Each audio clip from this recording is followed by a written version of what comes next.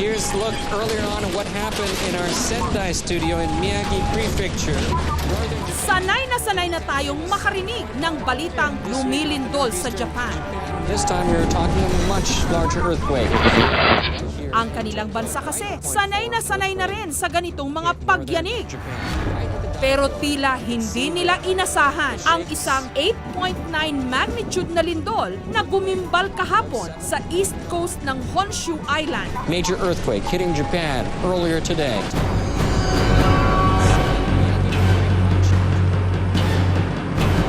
You're seeing live footage of a tsunami engulfing the port area. Kasunod ng malakas na paglindol, nag-alimpuyo naman ang karagatan at lumikha ng mga tsunami o mga dambuhalang alon na tinatayang 33 talampakan ang taas. We're seeing several sets of tsunami hitting. Rumagasa ang tubig dagat at walang awang binangay lahat ng nadaanan nito. Mga bahay, sasakyan, mga naglalakihang gusali, mga bukirin, maging ang airport na ito hindi pinatawad ng rumaragasang alon. Habang tila nilulunod ng baha ang syudad na ito, sumiklab din ang sunog sa maraming gusali, katulad ng oil refinery na ito. An inferno fire breaking out on an oil refinery in Chiba Prefecture. Para bang eksena lang sa isang pelikula. Pero totohanan ang trahedya. At itinuring pang pinakamalakas na lindol sa kasaysayan ng Japan. Mabilis na kumalat dito sa Pilipinas ang sinapit ng Japan na nagdulot ng matinding pag-aalala kay Aling Betty. Kasalukuyan kasing nagtatrabaho sa Nagoya, Japan bilang entertainer ang kanyang anak na si Maria Lynn, kabilang sa mahigit 200,000 mga Pilipinong naroon. Lalo raw nag-alala si Aling Betty nung biglang naputol ang kanilang usapan sa telepono. Kasi siyempre lindol yan eh.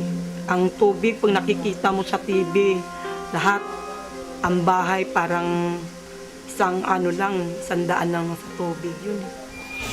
Kuwento raw ni Maria Lynn, nasa rooftop daw sila ng isang building kung saan tanaw nila ang nangangalit na tsunami. Siyempre, nandito yung pamilya niya eh. Asya na nag-isa ron eh. Kaya hindi ko maiwasan yung naiyak ako, naawa ako. Matatandaang noong December 26, 2004, tumama ang lindol na may lakas na nasa pagitan ng 9.1 hanggang 9.3 magnitude sa Indian Ocean. Dahilan para lumikha ito ng mga tsunami na may taas na 100 feet na humampas sa mga bansang Indonesia, Sri Lanka, India at Thailand. Sa isla ng Phuket sa Thailand, nagki-Christmas vacation noon ang pamilya ng aktres na si Sherry Hill. Pero ang kanilang bakasyon, naging bangungot. What happened was we saw this very strong, powerful current of the water. Maya-maya biglang tumaas na yung tubig. And I started running to get my kids together. Umabot kasi hanggang sa Pampa ang mga alon kung nasaan naman sina Sherry at ang kanyang pamilya. We didn't know what was going to happen next. It was more of the fear of the unknown because there were warnings of aftershocks. We've seen the strength of the current, the power of what it could do.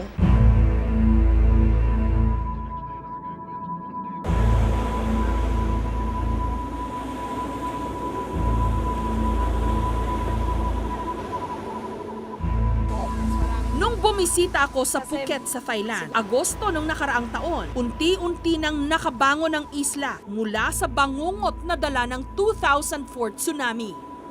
Cynthia, nandito ka nung tsunami? Oo, nandito po ako. Kwento mo naman kung ano nangyari. So, nung una pong, bali 2 beses po kasi yun, yung una mababa lang siya. So, nangyari, pagpasok ng tubig, pag-akyat dito, hinakot lang po lahat yung mga parang debris dito. So, tapos dinala sa dagat, yung balik po niya, yung pangalawang impact po, doon po binalik lahat po yung mga hinakot na debris. Yun yung malakas? Yun po yung malakas. Pagbalik ng tubig? Opo. Buti nakaligtas kayo, no? Oo nga po. Salamat so, po sa Diyos. Takot kayo nun? Opo, kasi first encounter po talaga yun.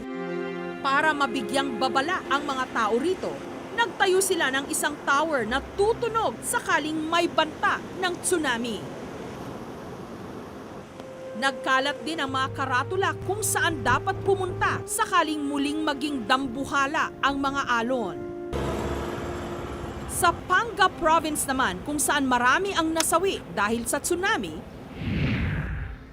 nagtayo sila ng isang memorial wall para alalahanin ang mga naging biktima ng kalamidad.